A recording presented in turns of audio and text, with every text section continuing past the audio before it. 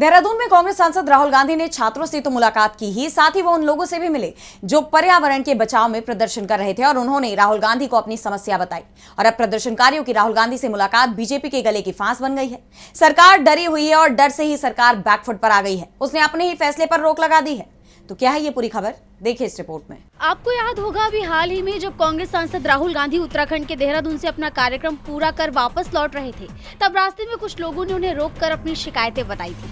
वो लोग सरकारी प्रोजेक्ट के लिए बड़ी तादाद में पेड़ काटे जाने के खिलाफ प्रदर्शन कर रहे थे।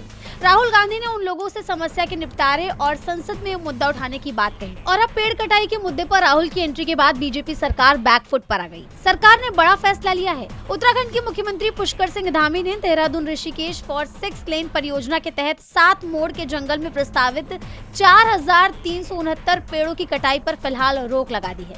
मुख्यमंत्री पुष्कर सिंह धामी ने कहा, स्थानीय लोगों, पर्यावरणविदों और अन्य हितधारकों की चिंताओं को गंभीरता से लिया गया है।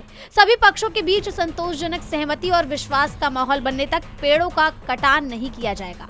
हालांकि अब तक 350 से ज्यादा पेड़ काटे जा चुके हैं। मुख्यमंत्री का यह फैसला ऐसे समय में आया जब 7 मोड़ में पिछले कई दिनों से पेड़ कटान के विरोध में आंदोलन चल रहा था। जैसा आप जानते हैं कि 17 जून की रात छात्रों की गूंज कार्यक्रम के बाद जॉलीग्रांट एयरपोर्ट पर लौटते समय लोकसभा में नेता प्रतिपक्ष राहुल गांधी ने देहरादून ऋषिकेश हाईवे पर 7 मोड़ के पास अपना काफिला रोक दिया था। यहाँ पिछले 12 दिनों से पेड़ कटान के विरोध में धरने पर बैठे आंदोलनकारियों ने उन्हें पूरे मामले की जानकारी दी थी। राहुल गांधी ने उनकी बातें सुनी और कहा था कि इस मुद्दे पर प्रदेश कांग्रेस अध्यक्ष गणेश गोदियाल से वो चर्चा करेंगे। साथ ही उन्होंने आश्वासन दिया था कि जरूरत पड़ी तो इस मामले को संसद और अन्य उचित मंचों पर भी उठाया जाएगा।